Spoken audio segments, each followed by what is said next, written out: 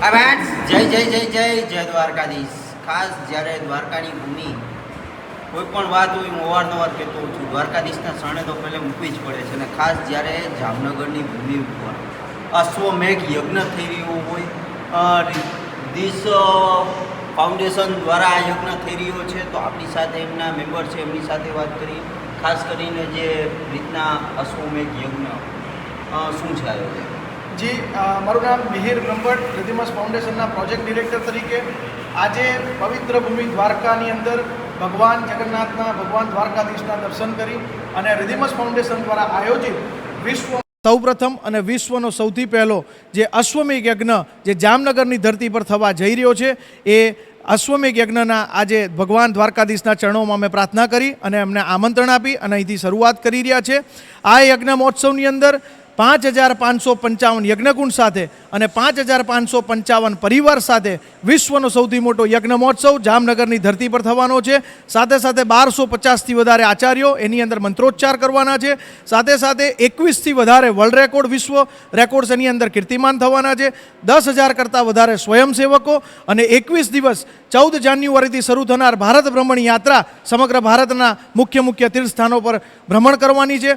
સાથે આ મહોત્સવની અંદર 14 કરતાં વધારે દેશોના લોકો અહીંયા આગળ ઉપસ્થિત થવાના છે, ઘણા બધા રાજકીય મહાનુભાવો, મંત્રીઓ, મિનિસ્ટરો અને સાથે સાથે 9 દિવસ ભાગવત કથાનું રસપાન કરાવનાર જયા કિશોરીજી પણ આ મહોત્સવની અંદર ઉપસ્થિત રહેવાના છે।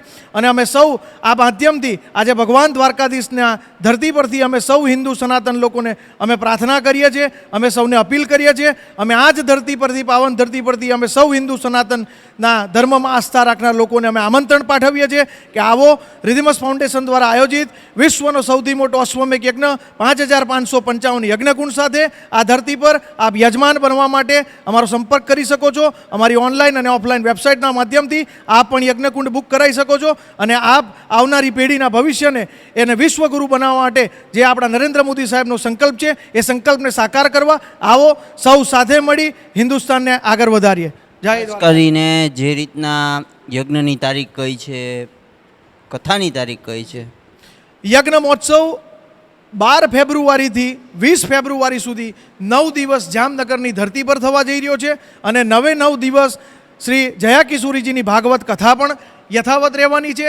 સાથે સાથે દરરોજ જે રાત્રિના તમામ નામાંકિત કલાકારો, વિશ્વવિખ્યાત કલાકારો જેમાં ડાયરા કલાકારો, હાસ્ય કલાકાર અને બોલિવૂડથી માંડી તમામ સેલિબ્રિટીઓ આ મહોત્સવની અંદર આવવાના છે। સાથે સાથે તમામ સ્કૂલો, કોલેજો અને આવનારી પેઢીના વિદ્યાર્થીઓને પણ અમે આમંત્રણ આપ્યું છે અને સૌ મોટા મહાન સંતો, વિદ્વાનો, ધર્મ પરિષદ, ધર્મસભા આ તમામ આયોજન આજ જામનગરની ધરતી પર 12 ફેબ્રુઆરીથી 20 ફેબ્રુઆરી સુધી યોજાનાર છે। જામનગરમાં જ શું કામ?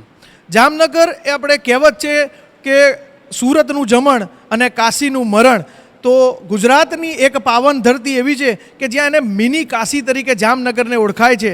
આ જ મિની કાશી ઉપરથી જામનગરની ધરતીએ ખૂબ ઘણું બધું ગુજરાતને આપ્યું છે। આ જ જામનગરની ધરતી પરથી ધીરુભાઈ અંબાણી પણ આવ્યા છે। આ જ જામનગરની ધરતી પરથી ઘણા રાજાઓ, મહારાજાઓ, ક્રિકેટરો, ઘણા બધા કલાકારો આ જ ધરતીએ વિશ્વને આપ્યા છે।